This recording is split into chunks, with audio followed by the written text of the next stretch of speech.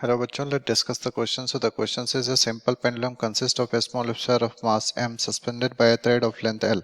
The sphere carries a positive charge Q. The pendulum is placed in a uniform electric field of strength E directed vertically upwards.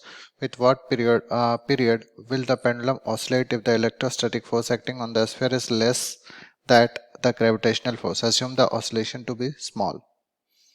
हमारे पास चार option है. T is equal to 2 pi L by G to the power 1 by 2. T is equal to 2 pi ml by QE to the power 1 by 2. T is equal to 2 pi L by G minus QE by m 1 by 2. T is equal to 2 pi L by G plus QE by m की power 1 by 2.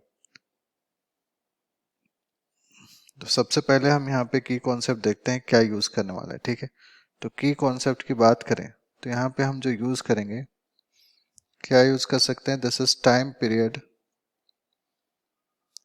Period of simple pendulum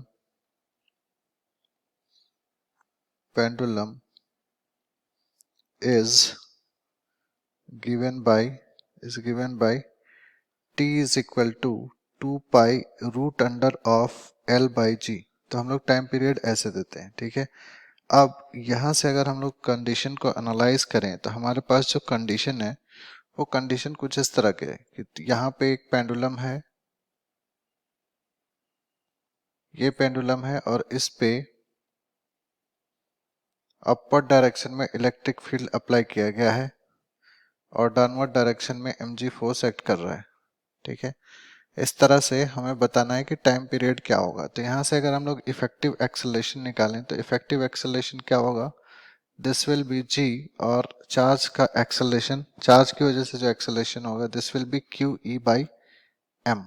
ठीक है, तो यहाँ से अगर हम लोग time period में इफेक्टिव एक्सेलरेशन का वैल्यू पुट करें so this will be 2 pi of L by G. Effective का वैल्यू क्या है, G minus Q E divide, हम लोग क्या लिख सकते हैं, G minus Q E divided by m to the power 1 by 2. ठीक है, तो यहाँ से अगर हम लोग देखें तो ये क्या है, हमारे पास वैल्यू निकल गया टाइम पीरियड का. तो यहाँ से अगर ऑप्शंस को चेक करें so the correct option will be option C, that is t is equal to 2 pi L by G minus Q by m to the power 1 by 2. I hope you understood well.